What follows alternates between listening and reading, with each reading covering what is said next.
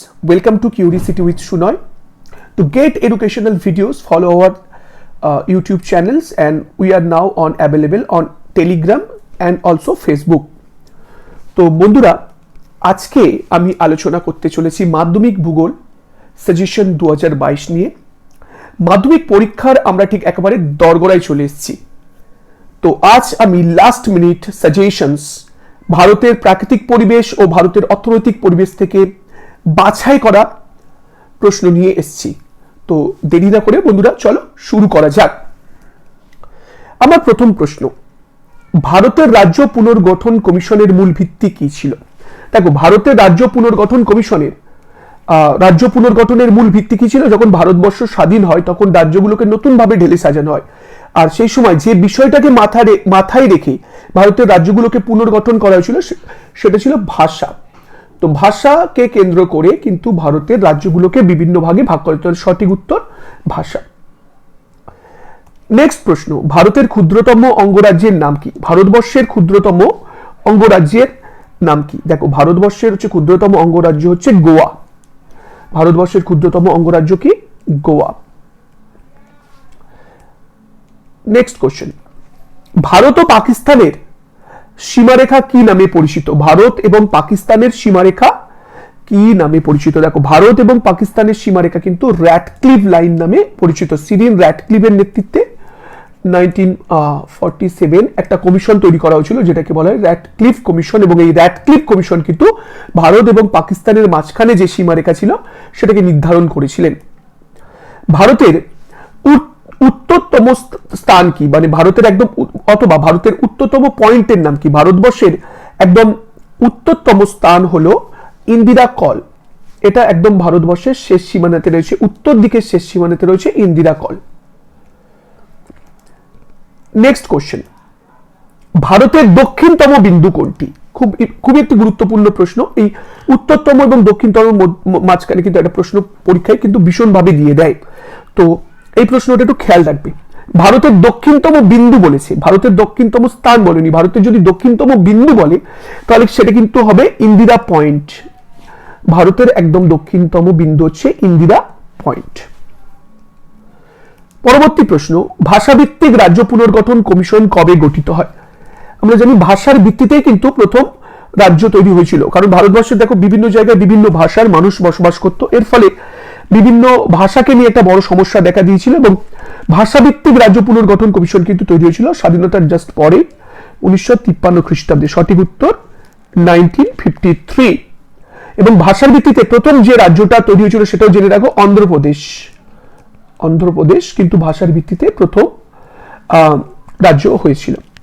Next, Andaman ও নিকোবর দ্বীপপুঞ্জের সর্বোচ্চ শৃঙ্গের নাম কি? আন্দামান এবং নিকোবর যে দ্বীপপুঞ্জের সর্বোচ্চ শৃঙ্গের নাম কি?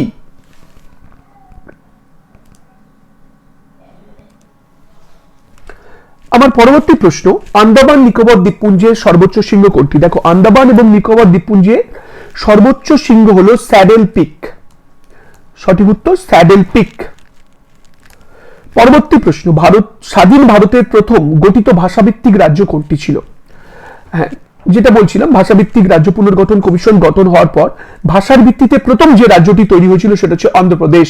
এবং এই অন্ধ্রপ্রদেশ তৈরির জন্য কিন্তু বহু সংগ্রাম অন্ধ্রপ্রদেশের মানুষ করেছেন, এবং প্রথম যে রাজ্য তৈরি হয়েছিল সেটা হচ্ছে ভাষার ভিত্তিতে, সেটা হচ্ছে অন্ধ্রপ্রদেশ।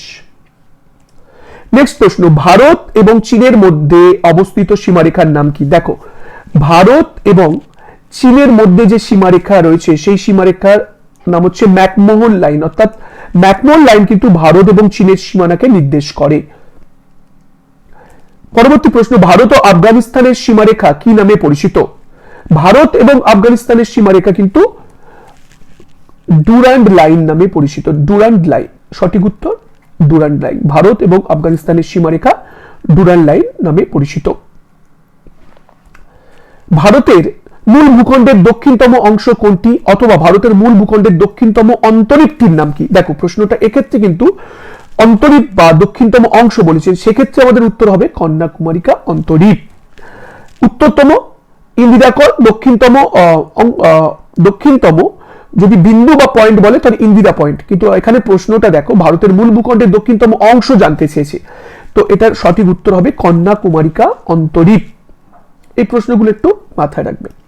নেক্সট প্রশ্ন, ভারতে অবস্থিত হিমাদ্রি হিমালয়ের সর্বোচ্চ শৃঙ্গের নাম কি?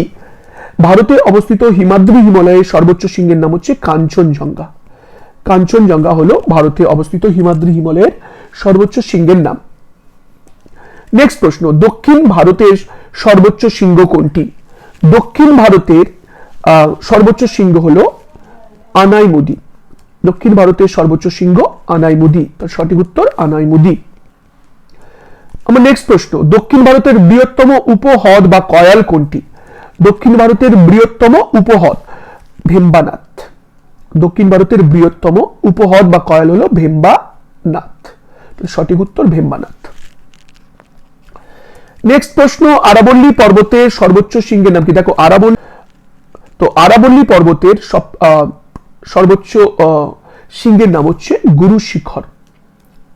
গুরু শিখর আরাবল্লী পর্বতের সর্বোচ্চ শৃঙ্গের নাম গুরু শিখর। গাঙ্গেয় সমভূমির নবীন পলিমাটিযুক্ত অঞ্চলকে কি বলা হয়? গাঙ্গায় বলা হয় খাদার। গাঙ্গেয় সমভূমির নবীন পলিযুক্ত অঞ্চলকে বলা হয় খাদার, সঠিক উত্তর খাদার। আমার নেক্সট প্রশ্ন, মালনাদ কথার অর্থ কি? মালনাদ কথার অর্থ হলো পাহাড়ি দেশ। মালনাদ কথার অর্থ কি? মালনাদ কথার অর্থ হলো পাহাড়ি দেশ। নেক্সট প্রশ্ন, ভারতের উচ্চতম গিরিপথ কোনটি? দেখো ভারতের উত্তর পশ্চিম দিকে বহু গিরিপথ রয়েছে, যে গিরিপথগুলো দিয়ে প্রাচীনকালে কিন্তু ব্যবসা বাণিজ্য চলতো। এরকম একটি গিরিপথ হচ্ছে ভারতের উচ্চতম গিরিপথ, যেটা হচ্ছে উমলিংলা। এটা হচ্ছে ভারতবর্ষের সবচেয়ে উচ্চতম গিরিপথ, উমলিংলা। নেক্সট কোশ্চেন, কুমায়ুন হিমালয়ের হিমবাহ সৃষ্ট হ্রদগুলিকে কি বলা হয়? খুব গুরুত্বপূর্ণ একটি প্রশ্ন। কুমায়ুন হিমালয়ের হিমবাহ সৃষ্ট হ্রদগুলিকে বলা হয় তাল, সঠিক উত্তর তাল। যেমন নৈনিতাল একটা বিখ্যাত জায়গা, তো তাল বলা হয়। নেক্সট কোশ্চেন, মেঘালয় মালভূমির সর্বোচ্চ অংশ কোনটি? মেঘালয় মালভূমির সর্বোচ্চ অংশ কিন্তু দেখো এখানে অনেকগুলো পয়েন্ট আছে, পরেশনাথ পাহাড় আছে, গুরু পাহাড় আছে, শিলং পাহাড়। পরীক্ষায় কিন্তু কাছাকাছি উত্তর থাকবে, সেখান থেকে তোমাকে আইডেন্টিফাই করতে হবে সঠিক উত্তরটা। তো এটা হবে শিলং পাহাড়। শিলং পাহাড়, মেঘালয় মালভূমির সর্বোচ্চ অংশ হচ্ছে শিলং পাহাড়, সঠিক উত্তর শিলং পাহাড়। নেক্সট কোশ্চেন, রাজস্থানের মরুভূমির চলমান বালিয়াড়িগুলিকে কি বলে? রাজস্থানের মরুভূমির চলমান বালিয়াড়িকে কিন্তু বলে ধিয়ান, সঠিক উত্তর ধিয়ান। নীলগিরি পর্বতের সর্বোচ্চ শৃঙ্গ কোনটি? নেক্সট কোশ্চেন, নীলগিরি পর্বতের সর্বোচ্চ শৃঙ্গের কিন্তু দেখো এখানে চারটে অপশন আছে, গুরু শিখর, এই তিনটে অপশন গুরু শিখর, কাঞ্চনজঙ্ঘা, কিন্তু নীলগিরি পর্বতের সর্বোচ্চ শৃঙ্গ হচ্ছে দোদা বেতাব, সঠিক উত্তর দোদা বেতাব। নেক্সট কোশ্চেন, পাঞ্জাবের নবীন পলিগঠিত অঞ্চলকে কি বলা হয়, অথবা পাঞ্জাবের নদী বিধৌত সমভূমিকে কি বলা হয়? দেখো পাঞ্জাব খুবই উর্বর আমরা জানি, পাঞ্জাবের এই নবীন পলিগঠিত অঞ্চলকে বলা হয় বেট, সঠিক উত্তর বেট। নেক্সট কোশ্চেন, ভারতের বৃহত্তম বহুমুখী নদী পরিকল্পনা কি? বহুমুখী নদী পরিকল্পনা আমরা জানি যে একটা নদীর উপর যখন বাঁধ সৃষ্টি করে সেই নদীকে বিভিন্ন কাজে আমরা যখন ব্যবহার করি তখন সেটাকে বলে বহুমুখী নদী পরিকল্পনা। কিন্তু এখানে প্রশ্ন, ভারতবর্ষের বৃহত্তম বহুমুখী নদী পরিকল্পনা কোনটি? তো ভারতের বৃহত্তম নদী পরিকল্পনা হচ্ছে ভাকরা নাঙ্গাল প্রকল্প। ভাকরা নাঙ্গাল প্রকল্প ভারতের বৃহত্তম বহুমুখী নদী পরিকল্পনা। নেক্সট কোশ্চেন, ভারতের সর্বাধিক জলসেচ করা হয় কোন পদ্ধতি? দেখো ভারতবর্ষ কৃষি প্রধান দেশ আমরা জানি, এবং এখনো পর্যন্ত আমাদের দেশে কৃষি ব্যবস্থা কিন্তু জলসেচ নির্ভর। তো আমাদের দেশে সব থেকে বেশি যে পদ্ধতিতে জলসেচ করা হয় সেটা হচ্ছে কূপ এবং নলকূপের সাহায্যে। কূপ এবং নলকূপের সাহায্যে কিন্তু সব থেকে বেশি জলসেচ করা হয়, তো সঠিক উত্তর কূপ নলকূপ।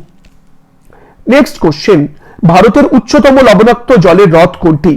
ভারতের উচ্চতম লবণাক্ত জলের হ্রদ হচ্ছে প্যাংগং লেক। তোমরা নিশ্চয়ই জানো চায়নার সঙ্গে আমাদের এই প্যাংগং লেকের এই যে সীমানাটা রয়েছে সেখানে কিন্তু প্রচুর সমস্যা চলছে, এবং সবসময় এখানে চীন এবং ইন্ডিয়ান যে আর্মি সেনারা কিন্তু এখানে পেট্রোলিং করে প্যাংগং লেক। এবং তোমরা প্যাংগং লেকের সম্পর্কে আরেকটু বলছি, তো 3 ইডিয়টস বলে একটা মুভি এসেছিল, দেখবে আমির খানের বিখ্যাত বই, এখানে কিন্তু লাস্ট সিনটা এই প্যাংগং লেকের সামনেই কিন্তু করা হয়েছে। তো ভারতের উচ্চতম লবণাক্ত জলের হ্রদ কোনটি? প্যাংগং লেক। নেক্সট, ইন্দিরা গান্ধী খাল কোন রাজ্যে অবস্থিত? দেখো ইন্দিরা গান্ধী খাল কিন্তু রাজস্থান রাজ্যে অবস্থিত, রাজস্থানে ইন্দিরা গান্ধী খাল রয়েছে। নেক্সট কোশ্চেন, পশ্চিমবঙ্গের দীর্ঘতম সেচ খাল কোনটি? পশ্চিমবঙ্গের দীর্ঘতম সেচ খাল, পশ্চিমবঙ্গের দীর্ঘতম সেচ খাল হচ্ছে মেদিনীপুর খাল। মেদিনীপুর খাল কিন্তু পশ্চিমবঙ্গের দীর্ঘতম খাল। নেক্সট কোশ্চেন, ভারতের বৃহত্তম উপহ্রদ কোনটি? ভারতের বৃহত্তম উপহ্রদ হচ্ছে চিল্কা, উড়িষ্যাতে অবস্থিত। তোমরা নিশ্চয়ই জানো চিল্কাতে অনেকে বেড়াতে যায়, এটা খুব ভালো একটা টুরিস্ট ডেস্টিনেশন। তো চিল্কা হলো ভারতের বৃহত্তম উপহ্রদ। নেক্সট কোশ্চেন, ভারতের কোন রাজ্যে বৃষ্টির জল সংরক্ষণে সর্বাধিক অগ্রণী ভূমিকা পালন করে? অথবা ভারতের বৃষ্টির জল সংরক্ষণ ব্যবস্থার পথপ্রদর্শক কোন রাজ্যকে বলা হয়? দেখো বৃষ্টির জল বর্তমানে দক্ষিণ ভারতের একটা সবচেয়ে বড় সমস্যা হলো বৃষ্টির জল, কারণ ওদের মাটির যে জলের লেভেল সেটা কিন্তু ধীরে ধীরে নেমে যাচ্ছে, যার ফলে তামিলনাড়ু এ ব্যাপারে সব থেকে প্রথম এবং গুরুত্বপূর্ণ উদ্যোগ গ্রহণ করেছে। তামিলনাড়ু কে বলা হয় কারণ বৃষ্টির জল সংরক্ষণের বর্তমানে পশ্চিমবঙ্গ জল ভরো জল ধরো কর্মসূচি চালু হয়েছে রাজ্য সরকারের তরফ থেকে, কিন্তু এই ব্যাপারে বৃষ্টির জলকে সংরক্ষণ করে সেটাকে রিইউজ করার কাজে আমাদের পথপ্রদর্শক কিন্তু তামিলনাড়ু। নেক্সট, দক্ষিণ ভারতের গঙ্গা কোন নদীকে বলা হয়? দেখো গঙ্গা কিন্তু একটা পবিত্র নদী, গঙ্গা নিয়ে কিন্তু আমাদের ভারতবর্ষের মানুষের আস্থা যুক্ত। ঠিক সেরকম দক্ষিণ ভারতের গঙ্গা বলা হয় কিন্তু গোদাবরীকে। গোদাবরী নদী কিন্তু দক্ষিণ ভারতের দীর্ঘতম নদীর সাথে সাথে দক্ষিণ ভারতের দীর্ঘতম নদী, তো এই গোদাবরী নদীকে বলা হয় দক্ষিণ ভারতের গঙ্গা। নেক্সট কোশ্চেন, ভারতের উচ্চতম জলপ্রপাতের নাম কি? দেখো ভারতের উচ্চতম, এখানে হুডু জলপ্রপাত আছে, যোগ জলপ্রপাত, কিন্তু ভারতবর্ষের উচ্চতম জলপ্রপাত কি হচ্ছে? কুঞ্চিকল। কুঞ্চিকল ভারতের উচ্চতম জলপ্রপাত, ভারতের উচ্চতম জলপ্রপাত হচ্ছে কুঞ্চিকল। সঠিক উত্তর কুঞ্চিকল। নেক্সট কোশ্চেন, ভারতের বৃহত্তম মিষ্টি জলের হ্রদ কোনটি? ভারতের বৃহত্তম মিষ্টি জলের হ্রদ হলো উলার। উলার ভারতের বৃহত্তম মিষ্টি জলের হ্রদ, সঠিক উত্তর উলার। নেক্সট কোশ্চেন, ভারতের দীর্ঘতম নদী বাঁধ কোনটি? দেখো ভারতবর্ষের দীর্ঘতম নদী বাঁধ হচ্ছে হীরাকুদ বাঁধ। হীরাকুদ বাঁধকে ভারতবর্ষের দীর্ঘতম নদী বাঁধ বলা হয়। নেক্সট কোশ্চেন, ভারতে কর্ণাটক রাজ্যের যোগ জলপ্রপাতটি কোন নদীর ওপর অবস্থিত? দেখো যোগ জলপ্রপাতটি কিন্তু শরাবতী নদীর ওপর অবস্থিত, শরাবতী নদীর ওপর অবস্থিত। নেক্সট কোশ্চেন, ভাগীরথী ও অলকানন্দার মিলিত মিলনস্থল কোথায়? দেখো ভাগীরথী ও অলকানন্দা যেখানে সে মিলিত হয়েছে সেই জায়গার নাম হচ্ছে দেবপ্রয়াগ। খুব গুরুত্বপূর্ণ, ভেরি ভেরি ইম্পর্টেন্ট একটি কোশ্চেন, এটা কিন্তু বহুবার এসেছে। তো ভাগীরথী এবং অলকানন্দার নদীর মিলনস্থল হচ্ছে দেবপ্রয়াগ। নেক্সট কোশ্চেন, ভারতে পশ্চিমী ঝঞ্ঝা দেখা যায় কোন সময়? পশ্চিমী ঝঞ্ঝা ভারতবর্ষে দেখা যায় মূলত শীতকালে। শীতকালে এই যে আকস্মিক বৃষ্টিপাত হয় মাঝে মধ্যে, এটা কিন্তু পশ্চিমী ঝঞ্ঝার কারণে হয়। তো ভারতবর্ষে পশ্চিমী ঝঞ্ঝা দেখা যায় কোন সময়? শীতকালে। ভুল করে গ্রীষ্মকাল বা বর্ষাকাল করে দেবে না। কেরালা ও পশ্চিম উপকূল অঞ্চলে কালবৈশাখী ঝড় কি নামে পরিচিত? কেরালা ও পশ্চিম উপকূল অঞ্চল কালবৈশাখী ঝড় আম্রবৃষ্টি নামে পরিচিত। আম্রবৃষ্টি নামে পরিচিত। নেক্সট কোশ্চেন, পশ্চিমী ঝঞ্ঝার প্রভাব অধীন একটি রাজ্য কোনটা? আচ্ছা, পশ্চিমী ঝঞ্ঝার ফলে সব থেকে বেশি ক্ষতিগ্রস্ত হয় তামিলনাড়ু রাজ্যটি। তো এখানে পশ্চিমী ঝঞ্ঝার প্রভাব অধীন একটি রাজ্য হলো তামিলনাড়ু। ভারতের কোন জায়গায় বছরে দুবার বৃষ্টিপাত হয় অথবা ভারতের বছরে দুবার বর্ষাকাল দেখা যায় কোথায়? দেখো ভারতবর্ষের করমণ্ডল উপকূল যেটা রয়েছে না, করমণ্ডল উপকূলে বছরে দুবার কিন্তু বৃষ্টিপাত হয়। নেক্সট কোশ্চেন, ভারতের মৃত্তিকা সংরক্ষণে গৃহীত একটি পদ্ধতি লেখো। দেখো ভারতের বর্ষে মৃত্তিকা সংরক্ষণের একটি পদ্ধতি হচ্ছে ফালি চাষ। ফালি চাষের, ঝুম চাষ তো অবশ্যই নয়, ঝুম চাষের ফলে কিন্তু মৃত্তিকা ক্ষয় হয়, জলসেচের ফলেও মৃত্তিকা ক্ষয় হয়, ফলে এটা সংরক্ষণ পদ্ধতি নয়, মৃত্তিকা সংরক্ষণ পদ্ধতি ফালি চাষ। ভারতের সর্বাধিক স্থান জুড়ে আছে কোন মাটি? দেখো ভারতবর্ষের সর্বাধিক স্থান জুড়ে রয়েছে লাল মাটি। লাল মাটি ভারতবর্ষের বেশিরভাগ জায়গা জুড়ে রয়েছে লাল মাটি। নেক্সট কোশ্চেন, কোন মাটি রেগুর নামে পরিচিত? দেখো রেগুর মৃত্তিকা নামে পরিচিত কোন মাটি? তো কৃষ্ণ মৃত্তিকাকে বলা হয় রেগুর মৃত্তিকা, ব্ল্যাক সয়েল, এটাকে বলা হয় ব্ল্যাক সয়েল বা কৃষ্ণ মৃত্তিকার আরেক নাম হচ্ছে রেগুর মৃত্তিকা। নেক্সট প্রশ্ন, ভারতের মৃত্তিকা গবেষণাগার অর্থাৎ ভারতের মাটি গবেষণাগার কোথায় অবস্থিত? মৃত্তিকা গবেষণাগার হচ্ছে ভোপালে অবস্থিত, ভোপাল। নেক্সট, ভারতের কোন মৃত্তিকা কার্পাস চাষের পক্ষে আদর্শ? দেখো কার্পাস আমরা জানি মহারাষ্ট্রে খুব ভালো হয়, তো মহারাষ্ট্রের মাটি কেমন? কৃষ্ণ মৃত্তিকা বা রেগুর মৃত্তিকা হচ্ছে কার্পাস চাষের পক্ষে একদম আদর্শ। নেক্সট কোশ্চেন, কোন মাটির স্থানীয় নাম মোরাম? ল্যাটেরাইট মাটির স্থানীয় নাম, ল্যাটেরাইট মাটির স্থানীয় নাম হলো মোরাম, ল্যাটেরাইট মৃত্তিকা। নেক্সট, ভারতের কেন্দ্রীয় বনভূমি গবেষণাগার কেন্দ্রটি কোথায় অবস্থিত? ভারতের কেন্দ্রীয় বনভূমি অর্থাৎ ফরেস্ট রিসার্চ সেন্টার সেটা হচ্ছে দেরাদুনে অবস্থিত। ভারতের কেন্দ্রীয় বনভূমি গবেষণাগারটি দেরাদুনে অবস্থিত। নেক্সট কোশ্চেন, চন্দন গাছ জন্মায় কোন অরণ্যে? রিসেন্টলি আমরা জানি চন্দন গাছ নিয়ে যে মুভিটা হচ্ছে পুষ্পা, ভেরি ফেমাস মুভি। তো এই চন্দন গাছ জন্মায় কোন অরণ্যে? দেখো এই প্রশ্নটা কিন্তু দিয়ে দিতে পারে, কারণ এই মুভিটা কিন্তু খুব হিট করেছে, তো পরীক্ষায় মাধ্যমিক সামনে রয়েছে, তো এক্ষেত্রে দিয়ে দিতে পারে প্রশ্নটা। তো মাথায় রাখবে পর্ণমোচী অরণ্য। পর্ণমোচী অরণ্য কোনটা? যে অরণ্যে বছরে একটা নির্দিষ্ট সময় যে গাছগুলো পাতা ঝরায়, তো এটা হচ্ছে পর্ণমোচী অরণ্য। তাহলে চন্দন গাছ জন্মায় কোন অরণ্যে? পর্ণমোচী অরণ্যে। ভারতের রাজ্যভিত্তিক সর্বাধিক বনভূমি অঞ্চলের ক্ষেত্রে প্রথম স্থান অধিকার করে কোন রাজ্য? মধ্যপ্রদেশ। ভারতের রাজ্যভিত্তিক সর্বাধিক বনভূমি অঞ্চলের ক্ষেত্রে প্রথম স্থান অধিকার করে মধ্যপ্রদেশ। নেক্সট কোশ্চেন, ভারত তথা পৃথিবীর বৃহত্তম ম্যানগ্রোভ অরণ্যটির নাম কি? দেখো ভারত তথা পৃথিবীর বৃহত্তম ম্যানগ্রোভ অরণ্য আমরা জানি সুন্দরবন, যে বদ্বীপ অঞ্চল ডেল্টা।